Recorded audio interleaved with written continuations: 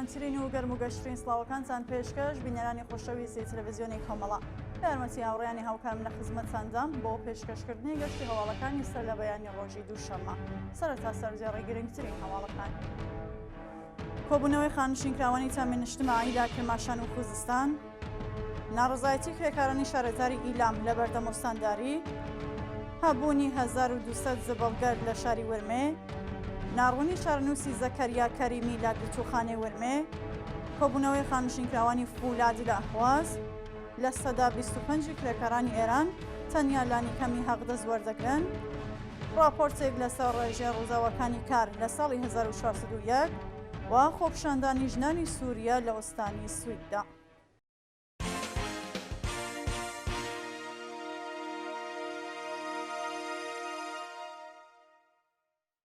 درێژی هەواڵەکان.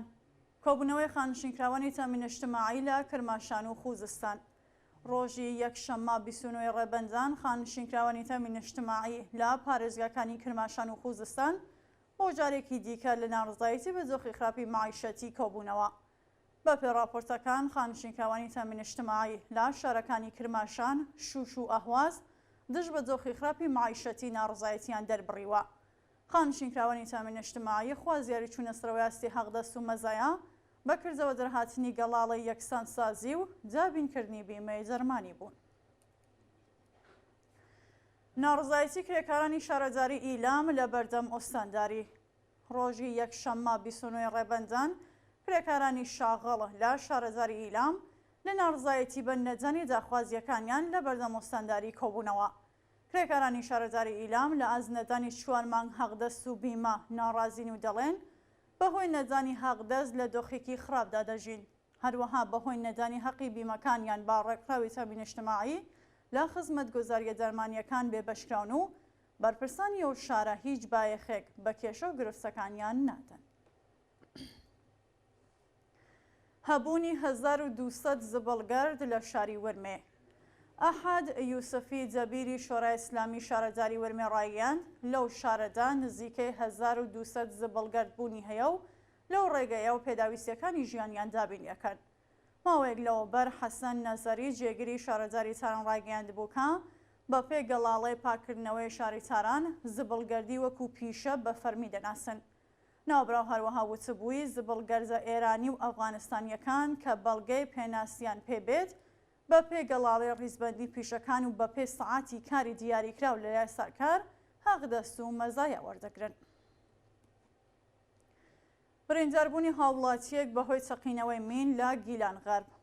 ڕۆژی شەممە 28 ڕێبەندانی 1402 هاوڵاتیەک لە ناوچەیە بەساراتی سەر بە شاری گیلان غەرب بەهۆی چەقینەوەی پاشماوەی چەقەمەنیە بەجێماوەکانی سەردەمی شەڕی ئێران و عێراق بە سەختی بریندار بوو.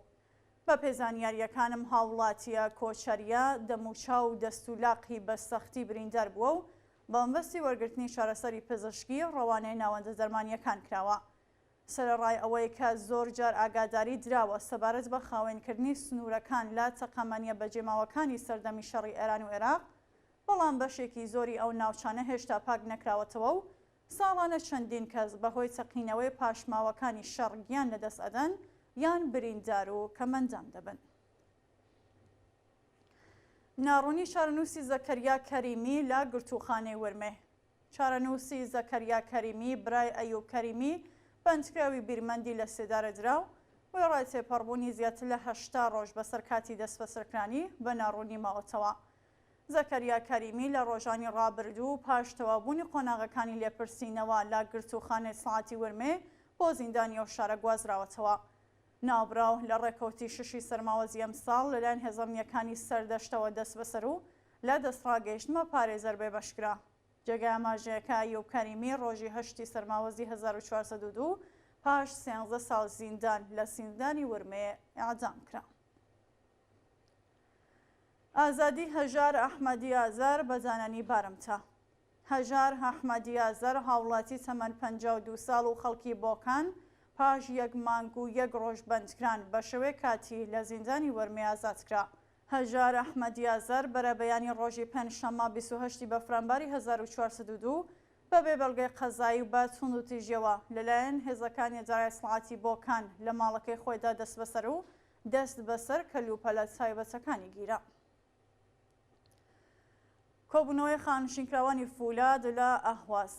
ڕۆژی یەکشەممە 29 ڕێبەندان خانشینکراوانی سەنعەتی فولادی خوزستان لە ناڕزایەتی بە دۆخی خراپی معیشەتی لە بەردەم سندوقی خانەنشینی ئەهواز کۆبوونەوە. خانشینکراوانی سەنعەتی فولادی ئەهواز خوازیاری چوونە سەرەوەی ئاستی هەغدەس و مەزایە بەکردەوە دەرهاتنی گەڵاڵە یەکسانسازی هەڵوەشانەوەی بڕیاری دەوڵەت بۆ تێکەڵکردنی سندوقەکانی خانەنشینی و چاکسازی لە دۆخی خراپی ژیان و معیشەتیان بوو. درێژەی ناڕزایەتی کرێکارانی شۆکۆلاتسازی تەورێز. ڕۆژی یەکشەممە 29 ڕێبەندان کرێکارانی سەنعەتی شۆکۆلاتسازی تەورێز بۆ دووهەمین ڕۆژی بەردەوام لە ناڕزایەتی بە جێبەجێ نەکردنی زەخوازیەکانیان کۆبوونەوە. بە وسەی کرێکارانی شاغڵ لە کارخانەکانی شۆکۆلاتسازی تەورێز ڕۆژانە 11 ساعت کار دەکەن و مانگانە تەنیا 9 ملیۆن تمەن وەردەگرن. بە وتەی یەکێک لە کرێکارەکان ڕۆژانە 3 ساعت ئیزافەکاریان هەیە و ئەگەر جەریمە نەکرێن 9 بۆ 9.5 ملیۆن تمەن حەقدەست وەردەگرن. هەر بۆ بوونەوە تەنیا ئەو کەسانەی پێویستیان بە کاری خێرا هەیە ناچارن لەو دۆخەدا کار بکەن. سەرەتای ئەم مانگا کرێکارانی شاغڵ لە شەرکەتەکانی شیرین عەسەل و بەستەنی ئیتمینان لە بەردەم شەرکەتەکانیان کۆبوونەوە و خوازیاری زیادکردنی حەقدەست و کەمکردنەوەی ساعاتی کار بوون. لە سەدا 25 کرێکارانی ئێران تەنیا لانی کەمی حەقدەست وەردەگرن. بە وتەی بازرەسی لێژنەی باڵای نوێنەرانی کارگەرانی ئێران 25 لە سەدی کرێکارانی ئێران تەنیا لانی کەمی حەقدەست وەردەگرن و ئەو ڕێژەی حەقدەستە وەڵامدەرەوەی پێداویستەکانیان نییە.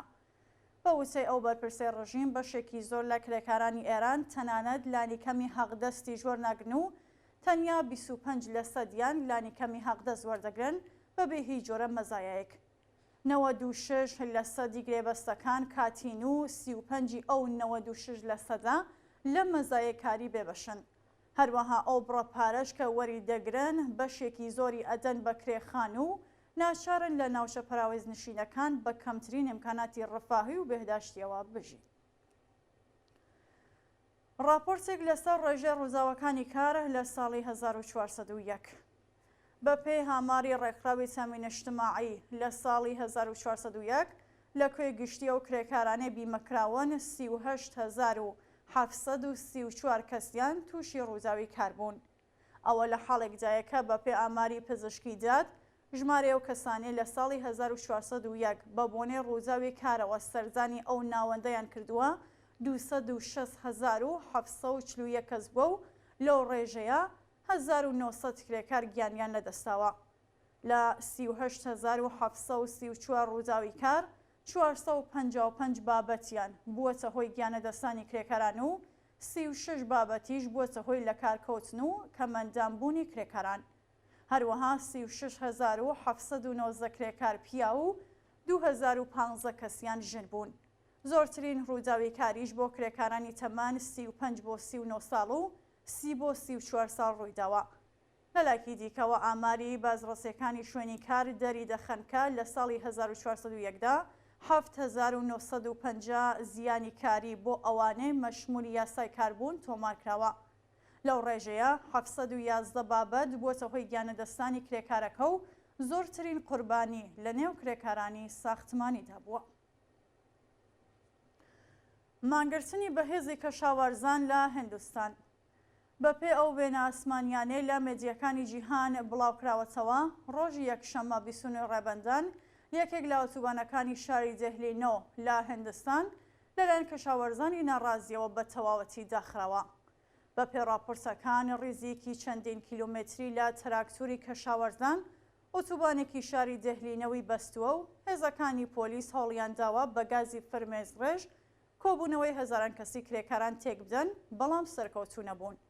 کەشاوەرزانی هیندستانی وەکو هاوپێشەکانیان لە ئۆروپا خوازیاری تەزمینی نرخی گونجاو بۆ کڕینی بەرهەمە کشتوکاڵیەکان پێدانی وامی بێبەهرە و کەمکردنەوەی نرخی سوتەمەنی بوون.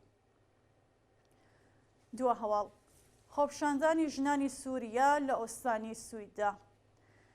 ڕۆژی یەکشەممە 29 ڕێبەندان سەدان ژنی دانیشتووی ئۆستانی سویددا لە خۆپیشاندانێکی گەورە لە مەیدانی ئەلکەرامە کۆبوونەوە و خوازیاری ڕووخانی ڕژیمی بەشار ئەسەد و چاکسازی لە ژیان و معیشەتیان بوون. بەپێی راپۆرتەکان خەڵکی ئۆستانی سویددا ماوەی 184 ڕۆژە دژ بە ڕژیمی بەشار ئەسەد ناڕزایەتی دەرەبڕن و ژنان بەشی سەرەکی ئەو بزوستنەوەیان. ژنانی ناڕازی بە بەدەستەوەگرتنی پاروێگنان ناڕزایەتی خۆیان لە ئازدۆخی خراپی ئابووری نیشاندا و ڕایان گەیاند کەس نازانێت سەروەت و سامانی وڵاتە بۆ کوێ دەچێت کە ناتوانن تەنانەت نانیش بۆ خەڵک دابین بکەن.